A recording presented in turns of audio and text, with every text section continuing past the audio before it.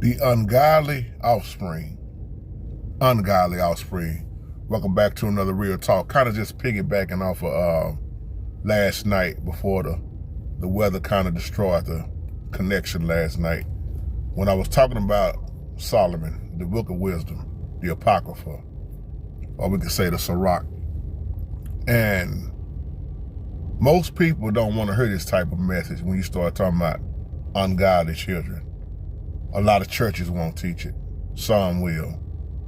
And that's why I said in that live chat before we got cut off, I said we so quick to say all children are a blessing from the Most High. Don't matter how they got here. But when you read that book, when you read chapter 4 of the book of Wisdoms, chapter 4, it gives you a whole different way to look at life. And some of this unlearned, I'm going to say it like this, we have to unlearn what we learned. We got a lot of famous sayings that sound good, but you got to ask yourself, is it biblical? Not every child has that favor. Go ahead and read the whole chapter, read the whole book. And when you really break it down, it's talking about it's not a good generation. See, our grandmothers, great-grandmothers, they warned us about the generation that was coming, or the young people that's not going to listen to nothing that they say, nothing we say. And you see this. And I'm not talking about all young people, of course not. But when you read the Sirach, chapter 16, and you compare it with the book of wisdom, Solomon, man, it will blow your mind if you never read it.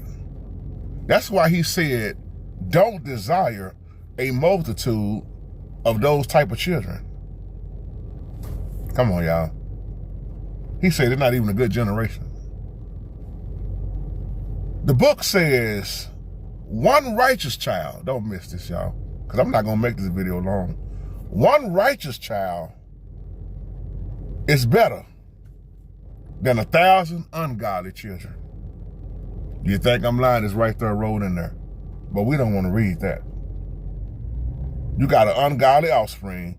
See, when you go back to Psalms 127, verse 3, it talks about a heritage of the Lord. Notice what it says, of the Lord. Not all children, but of the Lord. That's why I said last night, what kind of fruit? What are you producing? You got a lot of women and men that have laid down together. Y'all remember when I did that video about familiar spirits? You don't know what you laying down with. Everybody ain't human. See, a lot of people starting to wake up on these old videos we did years ago because they see it now. It's just something that you see. It's no good in them at all. And ain't nothing good gonna come out of them according to not what I say, but according to scripture. You gotta study to show yourself approved, and you gotta, unto the Most High, but you gotta rightly divide the word. Family, you gotta study. I'm not talking about everybody, because there's a lot of people studying. But don't desire a multitude of ungodly children. He said one righteous child is way better than 1,000 ungodly children. Now think about how many done laid down with each other, and think about how many ungodly, and then think about Sodom and Gomorrah. How many ungodly children, excuse me, I said children, but how many ungodly children was in Sodom and Gomorrah? See, the word will make you think. Is that why he destroyed it also? Because their parents was wicked. They had wicked children. They was ungodly. They was messed up. How many people was getting raped in Sodom and Gomorrah? Come on now. How much homosexuality went on? See, rape was what really went on in Sodom and Gomorrah. Men just full of just violence. Go back to the flood. Go back to Genesis. You got to add all this together and look at why did the Most High destroy what he destroyed. One righteous child is better than 1,000. I mean, one righteous child is better than 1,000 ungodly children. Now ask yourself this question before I close, and I'm gonna ask myself the same question. How righteous are our children?